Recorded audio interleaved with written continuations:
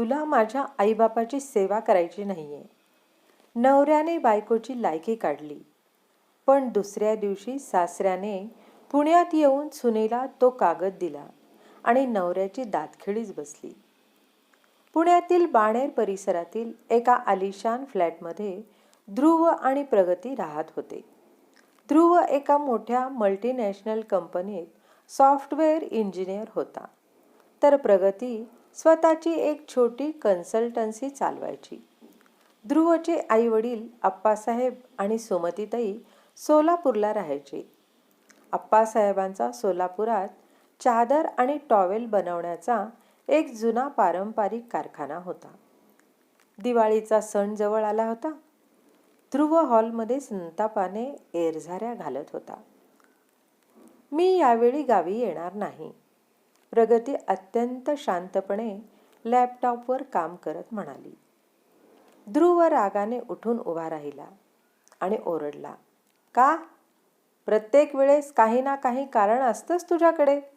मागच्या वेळीही तू आली नव्हतीस. कारण आहे ध्रुव, प्रगती शांतपणे पण ठाम आवाजात म्हणाली, आणि ते तुला खूप चांगलं माहिती आहे. मला काही माहिती नाही. तू सरळ सांग ना की तुला माझ्या आईवडिलांकडे जायचं नाहीये. त्यांच्या जुन्या पडक्या घरात राहायची तुला लाज वाटते. सासू सासऱ्यांची सेवा करायची तुझी लायकीच नाहीये. बस, तुला फक्त इथला AC आणि पुण्याची हवा हवीये. ध्रुवाने प्रगतीच्या चारित्र्यावर आणि संस्कारांवर शिंतोडे उडवले. तो काळाकुट्ट भूतकाळ आणि ध्रुवचा गद्दारपणा.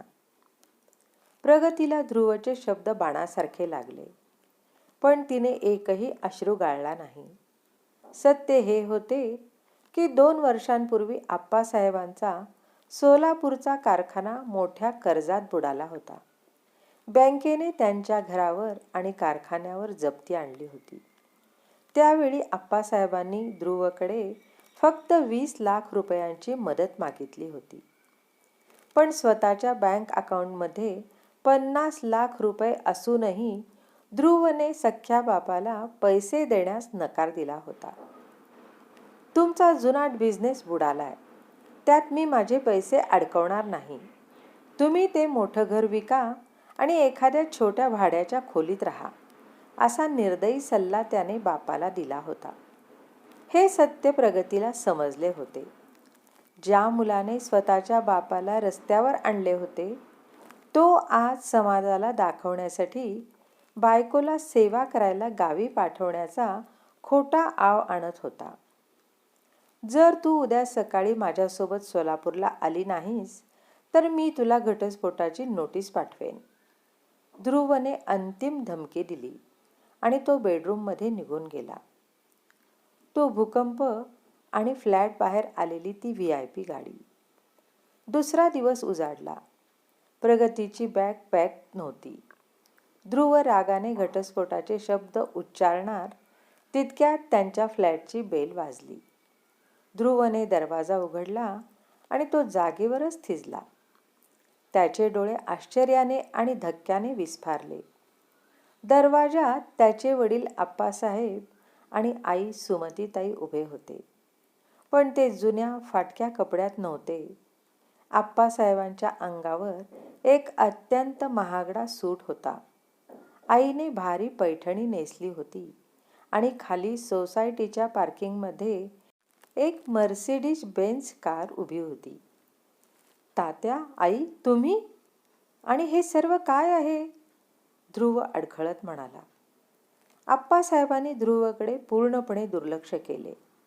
ते थेट घरात आले आणि त्यांनी प्रगतीच्या डोक्यावर अत्यंत प्रेमाने हात ठेवला. माझी लक्ष्मी, तू पुण्यात एकटीने दिवाळी का साजरी करावीस? म्हणून आम्हीच तुला घ्यायला आलोय. सत्याचा स्फोट आणि पायाखालची जमीन सरकली. ध्रुवला काहीच समजत नव्हते. तात्या, पण तुम्ही तर भाड्याच्या घरात होतात ना? तुमचा कारखाना तर सील झाला होता ना? आप्पासाहेब अचानक ध्रुवकडे वळले आणि त्यांचा आवाज एका सिंहासारखा कडक झाला. होय, कारखाना सील झाला होता.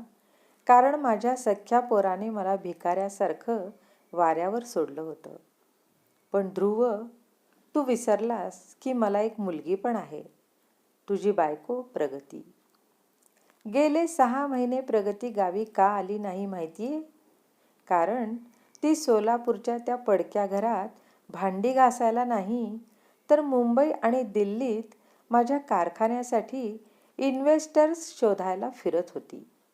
तिने तिचे स्वतःचे दागिने आणि कन्सल्टन्सीचे सर्व पैसे बँकेत भरले आणि माझा तो जप्त झालेला कारखाना कायदेशीररित्या सोडवला. हे ऐकताच ध्रुवच्या पायाखालची जमीनच सरकली. त्याला अक्षरशः भोवळ यायची वेळ आली. अहंकाराची राखरांगोळी आणि प्रगतीचा मास्टर स्ट्रोक. आप्पासाहेबांनी एक कायदेशीर फाईल काढली आणि ध्रुवच्या तोंडावर भिरकावली. वाच हे पेपर्स. आज माझा तो कारखाना प्रगती टेक्स्टाईल्स अँड एक्सपोर्ट्स या नावाने दुबईला माल सप्लाय करतोय. प्रगतीने फक्त माझा कारखानाच नाही सोडवला, तर तिने स्वतःच्या कमाईतून सोलापुरात मला एक 25 लाखांचा बंगला घेऊन दिलाय. आणि आज मी या 5 करोड कंपनीची 50% मालकी माझी सून प्रगतीच्या नावावर करायला आलोय. प्रगती आता जागेवरून उठली. तिचा चेहरा अत्यंत स्वाभिमानी आणि रुबाबदार दिसत होता.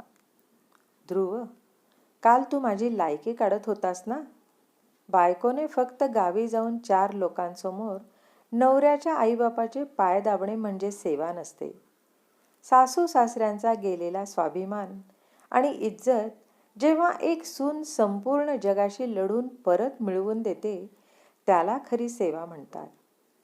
जो मुलगा स्वतःच्या बापाला 50 लाखांच्या प्रॉपर्टीसाठी वाऱ्यावर सोडतो, त्या नवऱ्यासोबत मला राहायची कोणतीही गरज नाही. ध्रुवचा खोटा अहंकार, माज आणि सर्व काही एका सेकंदात मातीत मिळाले होते. तो ढसाढसा रडत आप्पासाहेबांच्या आणि प्रगतीच्या पाया पडू लागला. मला माफ करा, मी चुकलो. पण प्रगतीने स्वतःची बॅग उचलली, सासू सासऱ्यांचा हात पकडला आणि ध्रुवला त्या फ्लॅटमध्ये एकटं रडत सोडून ती कायमची अत्यंत रुबाबात त्या मर्सिडीज कारमधून निघून गेली. समाजाला दाखवण्यासाठी बायको राबवू पाहणाऱ्या एका कर्तव्यशून्य नवऱ्याला त्याच्याच बायकोने आणि बापाने दिलेली ही आयुष्यातील सर्वात मोठी आणि कडक चपराक होती. सासू सुनेच्या भांडणापलीकडे जाऊन एका सुनेने स्वतःच्या सासू सासऱ्यांचे उभे केलेले हे साम्राज्य तुम्हाला कसे वाटले? रसिक हो, कथा आवडली असेल तर लाईक, शेअर, हाईप करा आणि चॅनलवर नवीन असाल तर सबस्क्राईब करा. लवकरच भेटूयात पुढील नवीन कथा छानशी घेऊन. जय श्रीराम.